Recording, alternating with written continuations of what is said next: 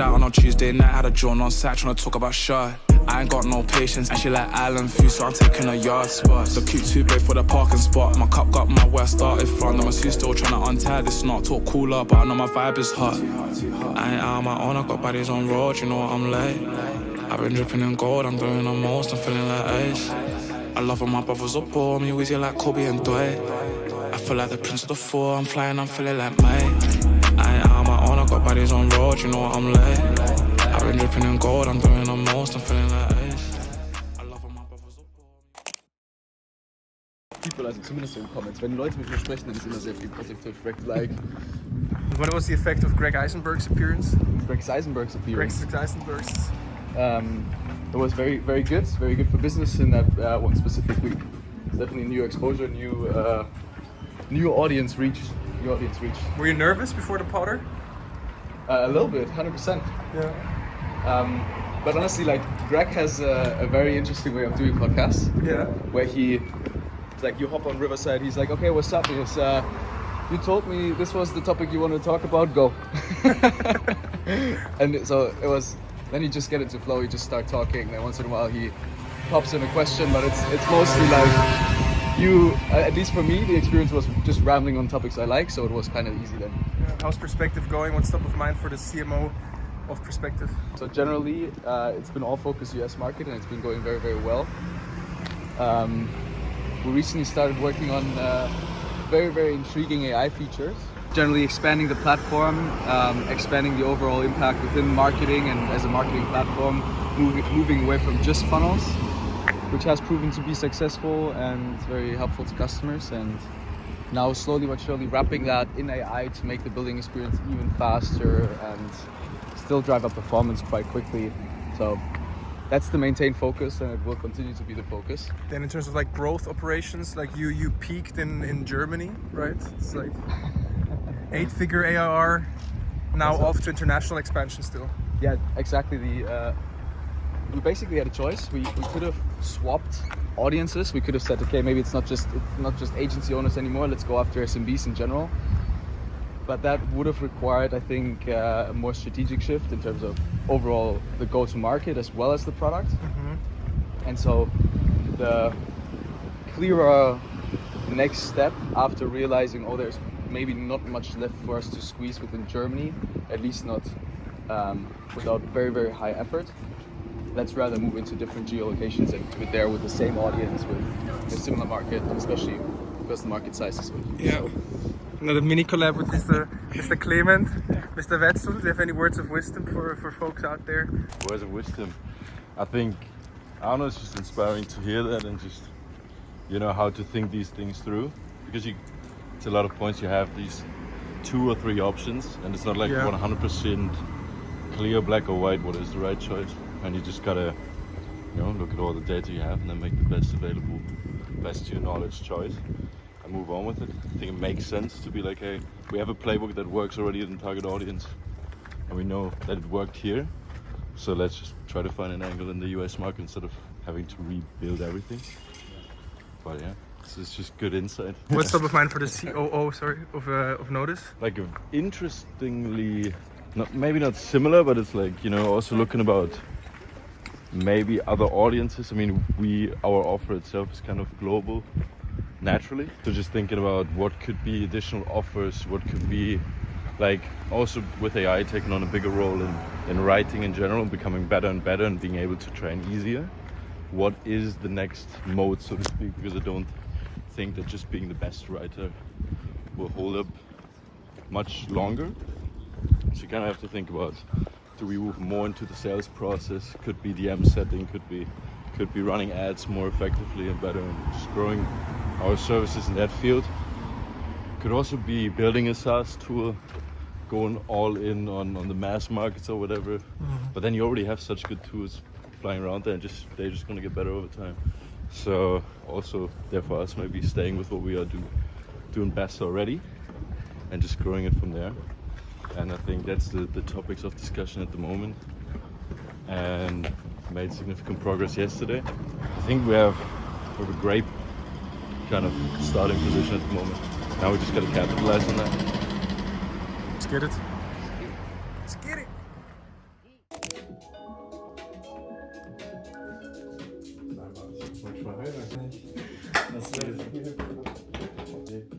We got someone very special in the building.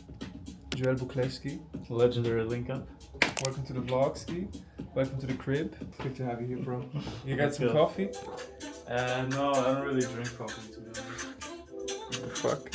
So stressful in front of the camera, like I'm gonna be on the vlog now. No camera experience, like I'm low-key shy, bro. Yeah, now telling me about no coffee, it's like, yeah.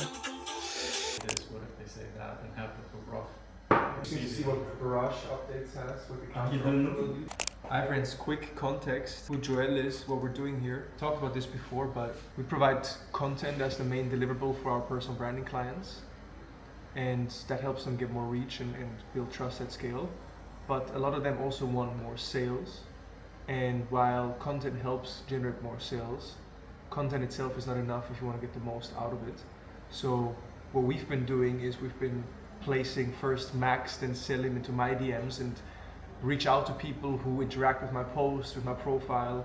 We call it signals that they leave on LinkedIn in the first place. And we've been getting some good results with it, but we were like, we can do it so much better. We need external help, which is when we brought on Joel here, who had been working at a different agency in the past doing appointment setting, and now at also at the Drip agency, good friends of ours, and just crushing it there, right? You can say so, yeah. And so we brought him on to first coach us how to do it better ourselves. But then from that collab, we were like, fuck, we can do something bigger here and actually build out a whole appointment setting service that we can launch together and first offer it to existing notus clients, but then also offer it to new clients and just have another service arm, if you will, or just a value added product improvement for our existing service, to just get closer to sales ROI for our clients. And so that's what we've been doing, and it's going well. We're about to hire a first full-time appointment setter soon, and we're looking for a second one, and then we're gonna roll it out in 3 weeks-ish. How did you get into appointment setting, like DM setting? Like, that's not the usual career path you probably mapped out for yourself. Yeah, no, I didn't know exactly what I wanted to do, but I was super curious, so I was like starting lots of different things in my life, but never like fully committed to it. And there was a time in my life where I was forced to commit to something because I made quite a little bit of money on crypto. I was living off of it for like a year. Crazy. And then just everything went to zero. Not that I like lost it or something, but I just spent it all. And I had like no, I wasn't really tracking like my spending and all that. So then I was in a situation where a good friend of ours, Lélé, suggested me to get into sales. And I was like, fuck, I never did sales. I don't know like how it's gonna be like. So I started to apply for stuff, and there was a coach on LinkedIn that reached out to me that was offering productivity coaching, and he was looking for setters. And even though I setted quite a lot of appointments for him, he couldn't close anybody, only like one guy. So it was like, I don't know, I made like $600 or something like that. I had to move back to my parents, and all started from there then. Like some other agency reached out to me that were offering some pay, but not a lot. Then Media Engine, then Drip. Then I started to do some consulting on it as well, and yeah, now we're here. And now fucking collabing together. And so for people who want to book more appointments, what's like the most common mistakes and maybe one piece of advice that they can implement to book more meetings? Lots of people believe that there's like a magic script or something like that. They try to pitch like within the first message that they send out, like, hey, we are this, we do that, we did this for a particular client, like, do you have 15 minutes to chat?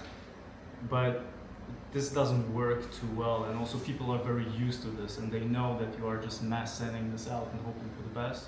So the key to DM setting is to start combos very casually, try to simulate an environment where they feel like you're a friend almost, like you're chatting with them on WhatsApp, and then you literally just ask them questions, right? You want to uncover if they have a pain point, why haven't they solved it yet, is it even a priority, and then the call almost happens by itself. It's like the next logical thing where you're just like, you know, I can take a look at it, and you know, if relevant, I can help you with it. Doesn't need to be, but I should have some time next week, so let's chat, right? Yeah. And if you do it this way, probably that's the single best piece of advice that you can do is to not pitch right away, but to have a chat with the prospect and to not be afraid that they will not respond or anything like that, because they most likely will if you start it in like a normal, like regular way. Yeah. So, how many appointments are we booking through DMs-ish?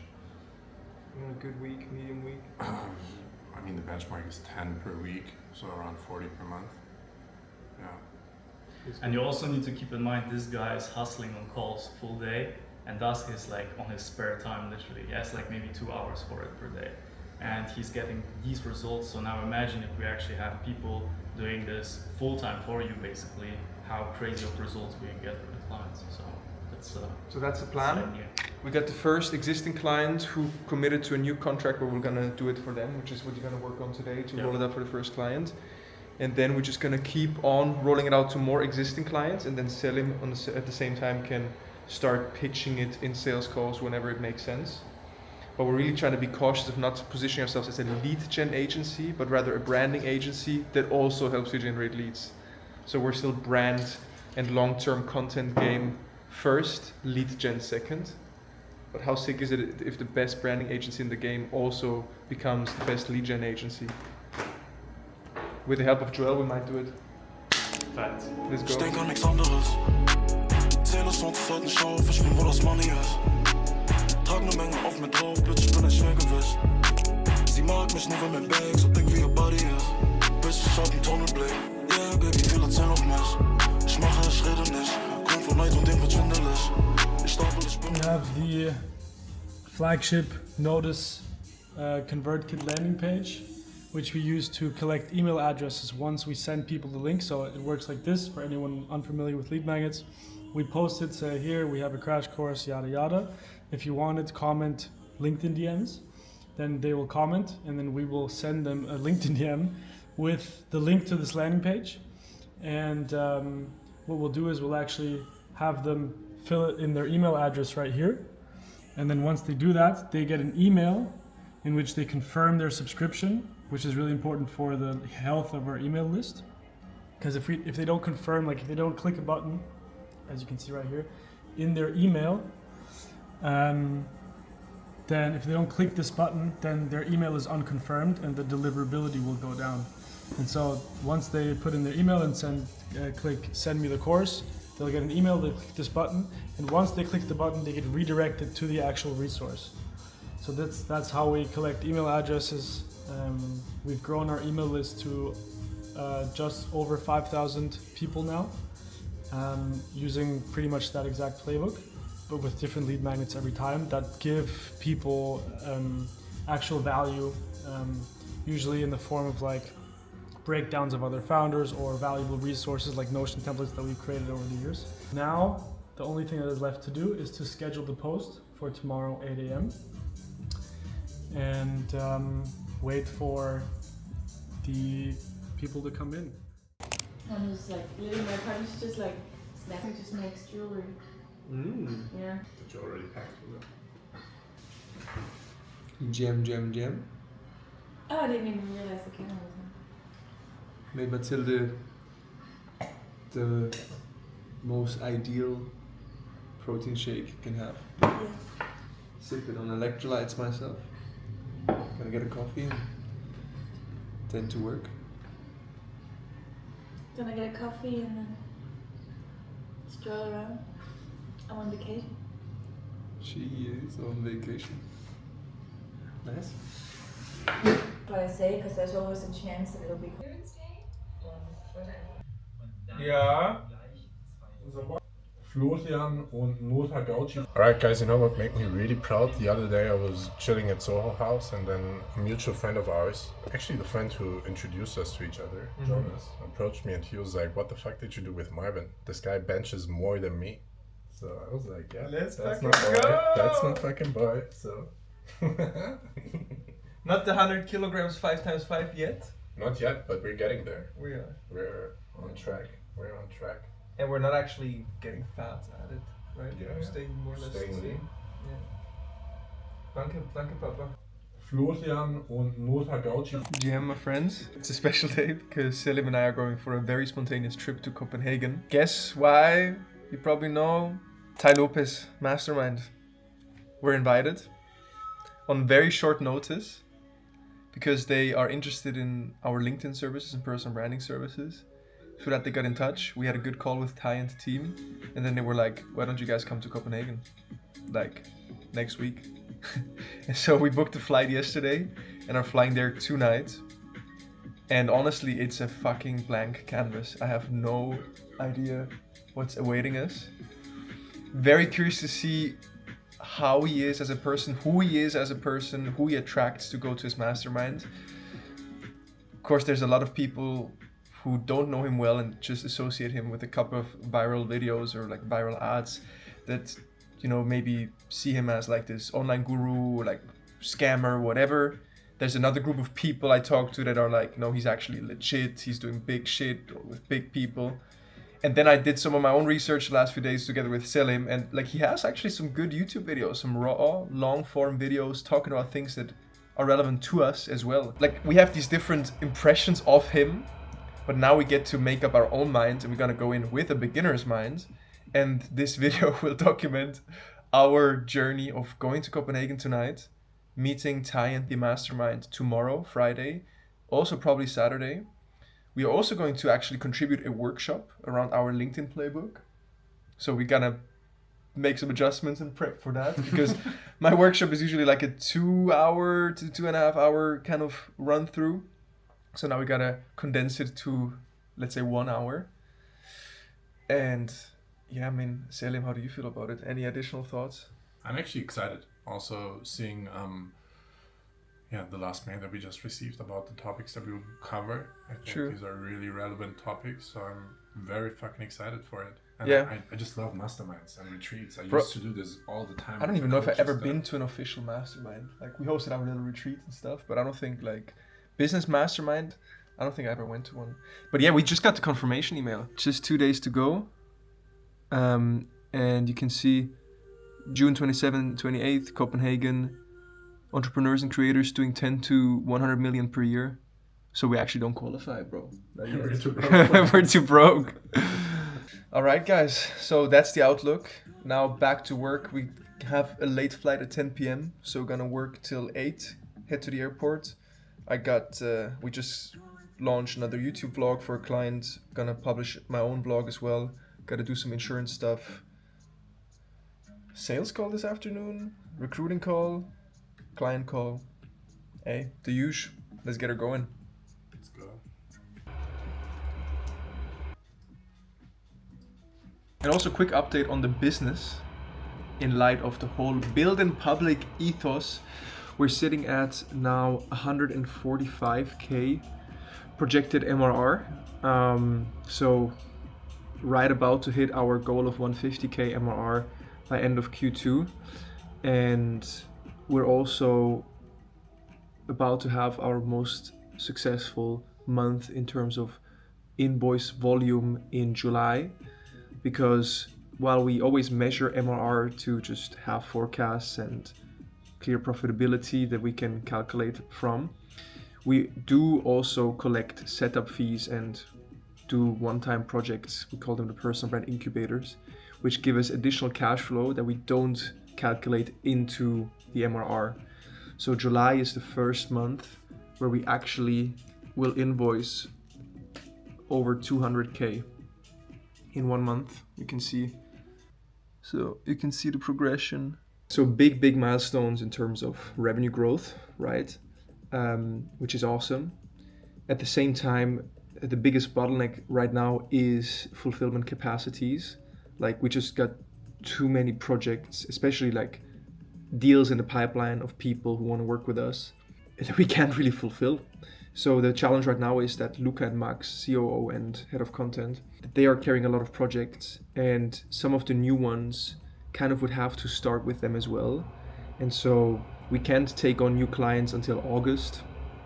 And so we probably have to just go into waitlist mode now again. And at the same time, I also want to look into what projects are Luca and Max involved in and what's the project allocation for all the other content strategists, and then to redistribute some of these projects and figure out how we can do it in a smooth way so that the clients don't feel like there's unnecessary turmoil, or like they now got used to work with a content strategist for 3 months, 12 months, 2 years, and now there's a change. So we have to make this transition super smooth and good for the client, while also redistributing the workload, so that, you know, for example, Luca and Max can take on 2 or 3 new projects that are very high leverage for them to be working on, whether it's for the case study potential, whether it's just for the revenue that they will be carrying. So that's very much top of mind, and the main thing I will dive into in about half an hour, to just support especially Luca, our COO, and how to balance all of this, who works on what, and give an outside perspective. Tai Lopez es de Estados Unidos, y él era uno de los primeros que ha hablado de social media marketing en 2016 o algo así. Ha empezado, ok, what's your superpower? La la la. Y después yo he empezado a hablar y después se ha puesto callado y era, ok, cool. Y al final, ok, Copenhagen, oh, your girlfriend's from Copenhagen, oh, you should come to the mastermind, you could host a workshop. Ok, cool, awesome guys, looking forward to meeting you in person. Y ahora volamos hoy día a las 10 de la noche, mañana mastermind, hacemos el workshop y el sábado volvemos en la noche. El único problema era que la Matilde está en Berlín y justo el sábado era nuestro día libre juntos. No. O sea, ella no está en Copenhagen, él está en Berlín. Pero nada, o sea, todo está logrando allá, es como el Tai Lopez, it's absolute black box. La pregunta grande para mí es he legit? Is he a cool guy? Or is he maybe a scammer? Es lo que no sé. Si él realmente es legit, entonces eso puede abrir puertas inmensas. Y si es un scammer o es weird, entonces bueno, por lo menos va a ser un vlog interesante, porque estoy documentando todo el trip, todo lo que está pasando. Y además es un trip con el Selim, él nunca ha ido a Copenhagen, entonces también divertido de darle a él, porque él siempre ha ido con el Luca y el Max últimamente a business trips, y ahora el Selim le toca para ir a Copenhagen. Vamos a ver. A ver, miren, te felicito. Gracias, gracias. I also just published another vlog today, and just wanted to say thank you to all of you who show love in the comments or even just watch silently. It means a lot to me, and you know, I had more and more comments come up from people that I don't know personally, and that's awesome to see. Like just another one, like as usual, fantastic content, or this guy here. Honestly, I love these videos. It's an inspiration as someone who's also on this journey. It's at Zach, 7X here. Much fucking love to all of you for not just watching the videos, but also supporting with the comments. Helps me reach more people and hopefully inspire more people. And the reason I'm doing this in the first place. And I don't plan on stopping, even if we just get a couple of dozen views per video. And we're just gonna keep on going. So yeah, shout out to all of you. Booking the hotel for Copenhagen tonight, and aligning the presentation for tomorrow with Tai and team. So steht Sample in der Band und die schaut. Alright, train not taking us to the airport, so a Bolt it is. Flight leaves at 10:15. Should be there on time. Fingers crossed. Let's get it going. See? I crashed out, I don't want to fair. I still gotta make sure I get big bags. If I wrap up, I'm hitting it right. OT, but I'm still low key inside. Too smart, I don't eat inside. TikTok, you on Insta, right? Double tap, follow back. If I'm with it, I might. Bro, Q1 13 Deals closed, Q2 22 Deals closed. Q2 22 Deals closed. Das sind 12 Wochen 22 Deals. April 8, Mai 5, Juni 9 Umgesetzt. Beides gedoubled, Bro. Closings und Book Meetings, Book Demos in den DMs. Das korreliert einfach. I crashed out on Tuesday night, had a drawn on sat trying to talk about shot. I ain't got no patience, and she like island food, so I'm taking a yard spot. The cute too big for the parking spot. My cup got my where I started from. The masseuse still trying to untie this knot. Like a tradition I'd like to stick to when traveling, especially when flying, is when landing and kind of entering the airport of the destination, is to listen to music. listen to some banger songs and you feel like You have a song for us? Yes, two right now. We have one for the non-Latino lovers. AKIRA me. Nichts hittet mehr is a great one when you're touching bass in the new city. Nichts hittet mehr, Soli, shout out. And for the Latino lovers, right now Johnny Glamour by Truzovsky is fucking banger too. Actually, I'm gonna play that now. And if you're feeling housey, Back It Up by Omar. Okay. Bro, that was now 3 hours door to door. We left the apartment at 8:30. It's 11:30 and we're checking into the hotel in Copenhagen. Super smooth. Alright guys, there's actually two NH hotels here in Copenhagen. We went to the wrong one first. Now we made it to the NH Grand Joanna. And it's actually a much nicer location on the map in my opinion. The other hotel was close to Christianshavn, or whatever you pronounce it, which is the free town where there's no laws. You can, I think, supposedly buy drugs there, and it's just a fun place to go to anyway. But here now we're in the heart of Vesterbro, which is a very nice neighborhood in Copenhagen, and we're checking into Grand Joanne and prep the presentation. Let's go. En net toen zo'n vuur gesneden.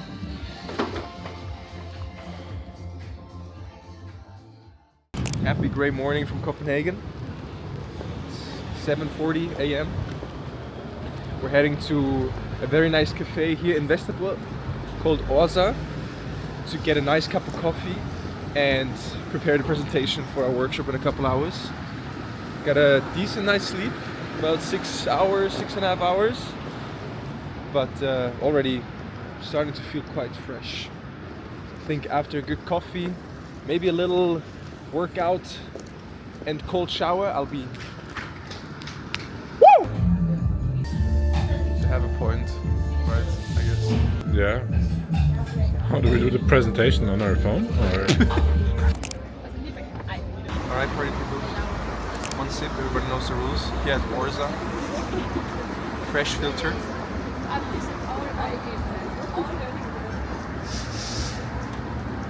Nice and hot.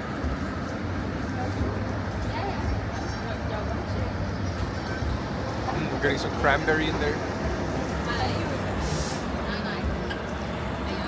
You like it? Is it good? It's very good. Nice and smooth, not too funky. Rating? 8.3. Wow. Solid. Yeah? Däumle.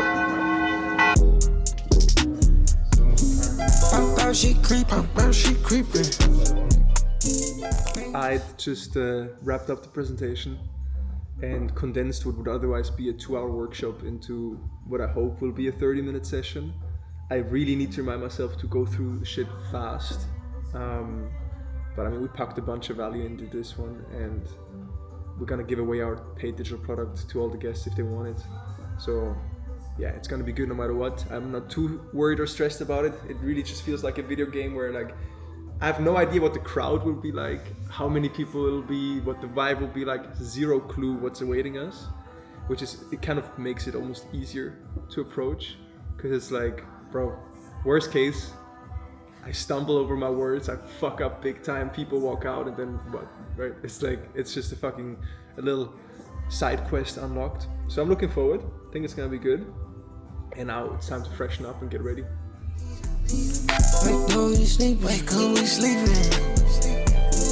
This phone is beep, this phone is beep, this phone is beep. Beep, this phone is beep, this phone is beep. First impression. Seems legit. I like the vibes. Cool people. Already had some good convos, and seems to be high quality people. So far, so interesting. I mean, the location is really nice. Okay, let's get into it.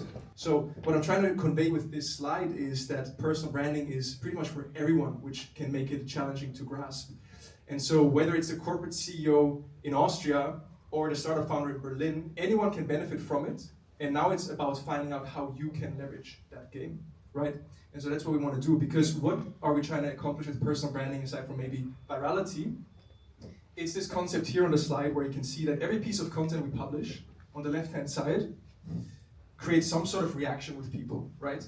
That's all you really need to know about the algorithm. Like, when should I post, how many hashtags, Doesn't really matter. You just need good hooks, good body copy, and a clear storyline, a clear narrative. What I would say about posting time and hacking the algorithm, the most important thing is that you post when you have time to reply to comments.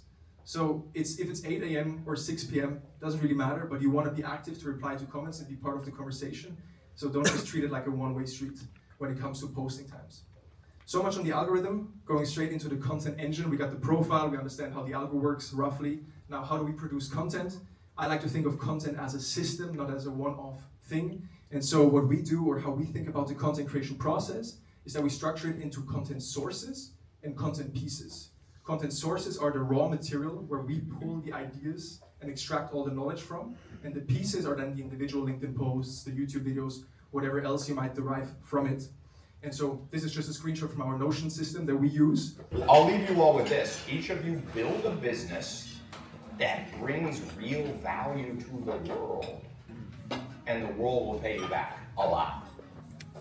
But you need to build, I call this testimonial-based businesses. I always think when I'm launching a product, will this shit have a lot of testimonials? Right? Versus thinking, will this sell?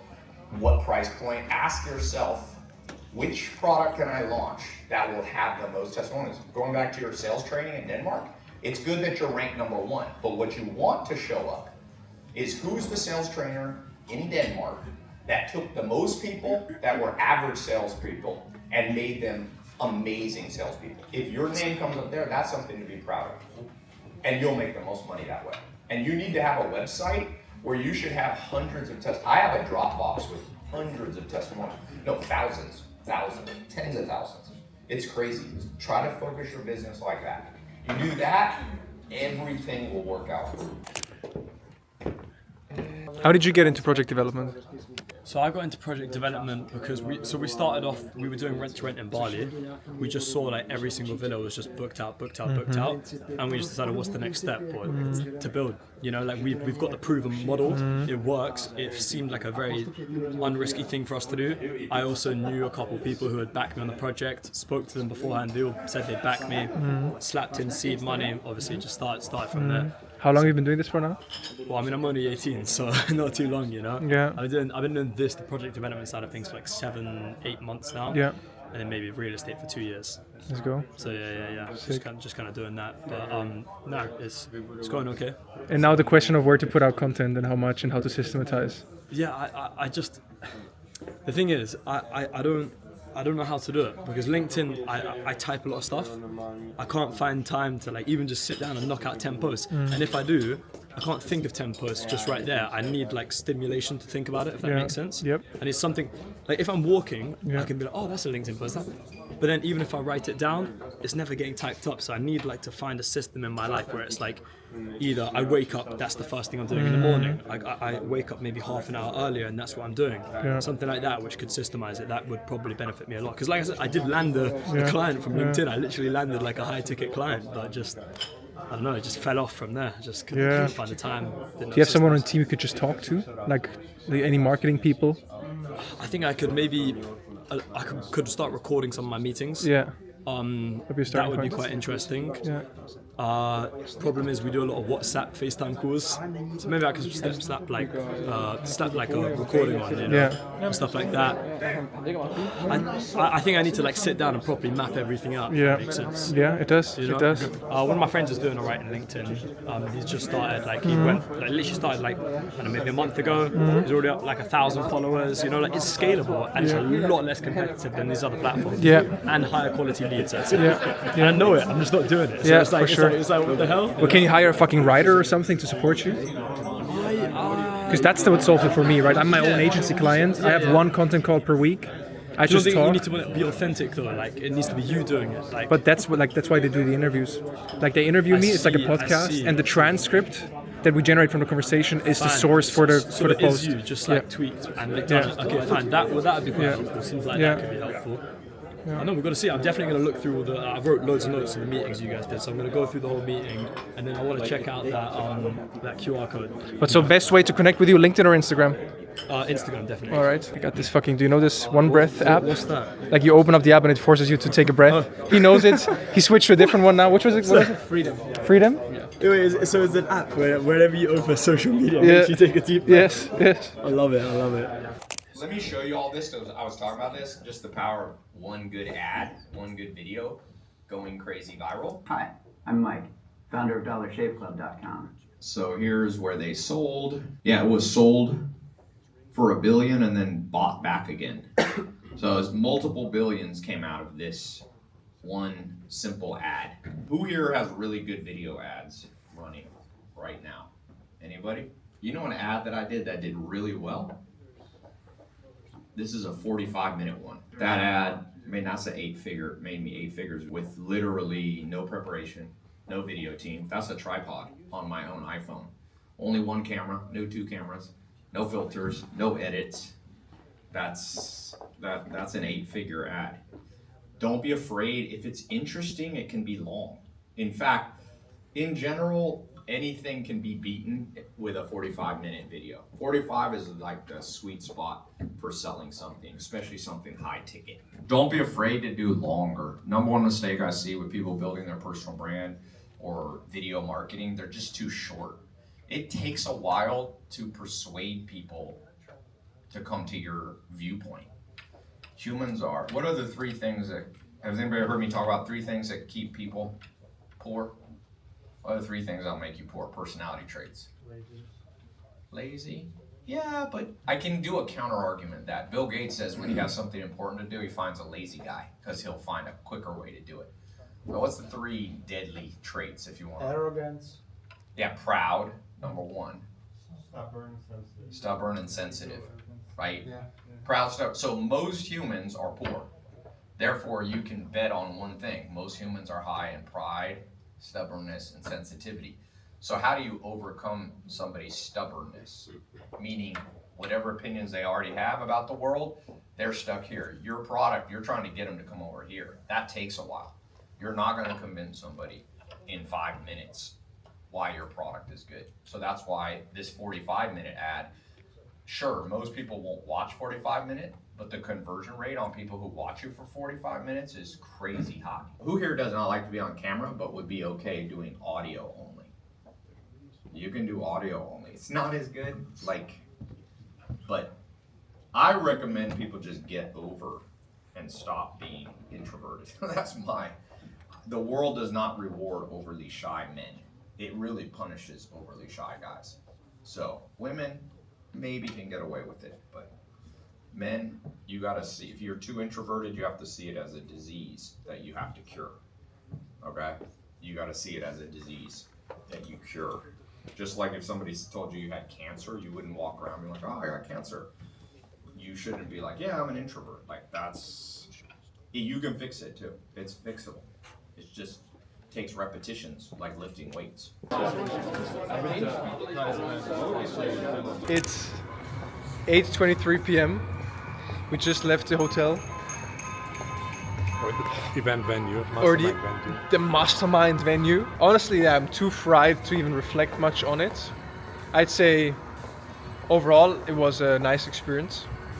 It makes me want to actually invest into mastermind stuff and expose myself to more people that help me level up. I think that was one takeaway. Tai is a crazy good performer. He just goes on stage and he riffs in the most natural way. I mean, we collected a lot of leads, but most importantly for me, I think I made at least one good new friend that I'll stay in touch with and connected with from Copenhagen. Shout out to you. Similar path, maybe 1 or 2 steps ahead. Great guy. We're gonna hit the sauna and cold plunge tomorrow. So that for me already made it all worth it. We'll keep on documenting a bit of tomorrow. I wrote down 3 takeaways or something when Tai was on stage. Well, first off, he pitched personal branding better than we do. His whole personal branding pitch was fucking on point. He's all in on it, obviously. Well, first off, just knowing your numbers.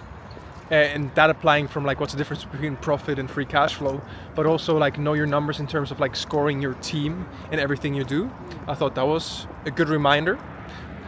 Second one was how he approaches hiring is he took the extreme example. It was like mass hire. Never hire only one person for the position you're looking to fill.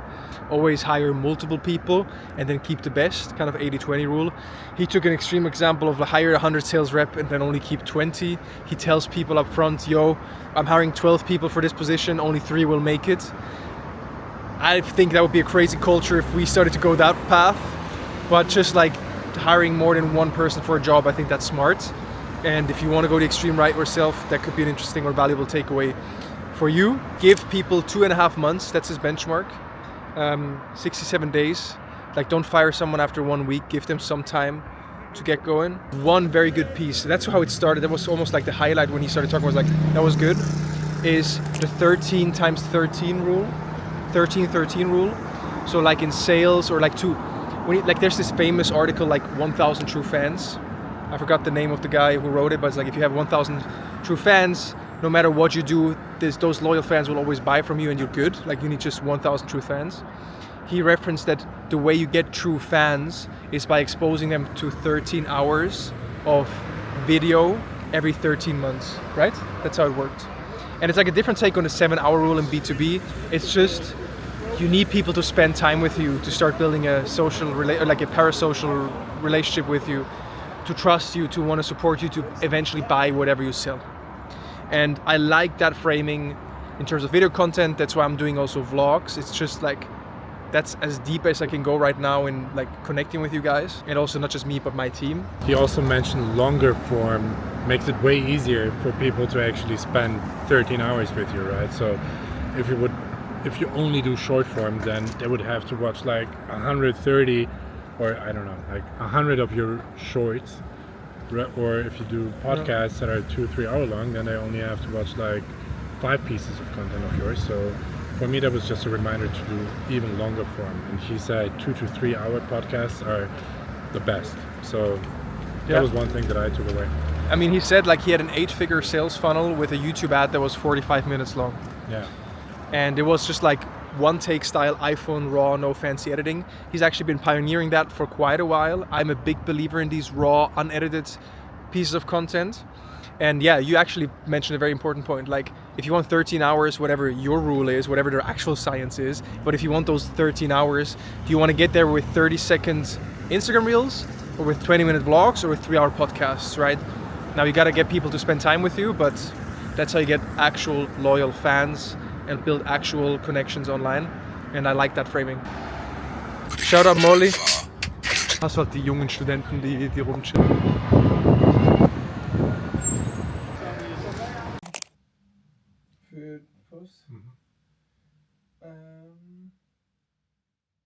Kasper, good morning. Good morning. Where are we at? We are at Plugin in Copenhagen. Let's freaking go.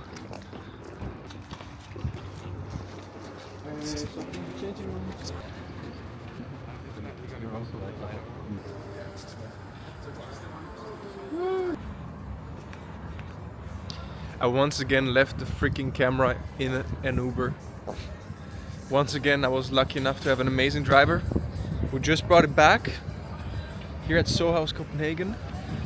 And yeah, we're gonna spend a couple hours now exploring the city and head to the airport to fly back to Berlin. It was a fun, interesting experience here for on the mastermind, and maybe we'll do some more reflection later, but now back to coffee, exploring the city.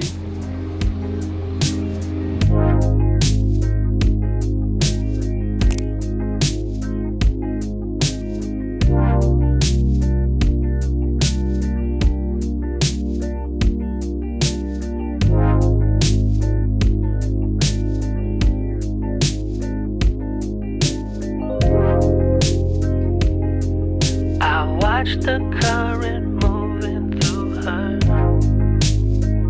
and I regret when I don't share what I feel. I'm learning when I make the wrong move. Won't let them tell me that this love isn't real. My friends, happy Friday. We are here in beautiful Berlin, about to head to our favorite Berlin city escape, Nook in Bad Saarow. and I got some team members joining along. We got a workshop coming up tomorrow, and I figured we'd just take you with us and show you this beautiful space that you can use for work or to take a break from work or a lot of other things. So tag along.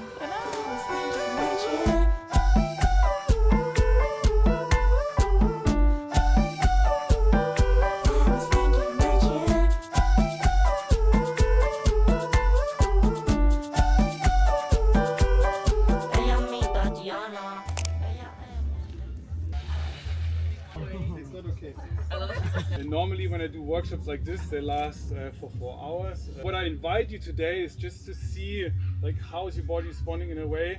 It's like it's enough for me today, so I need to rest, or is it something that where I feel uncomfortable, and that's why my body is responding. I'm gonna start with a little meditation, then we're gonna talk more about the specific breathing technique we're using, and then we're gonna prepare for the ice, and then I invite you to do a little ice bath.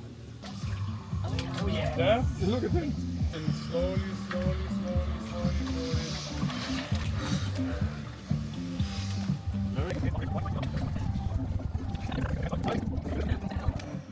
And done for the day.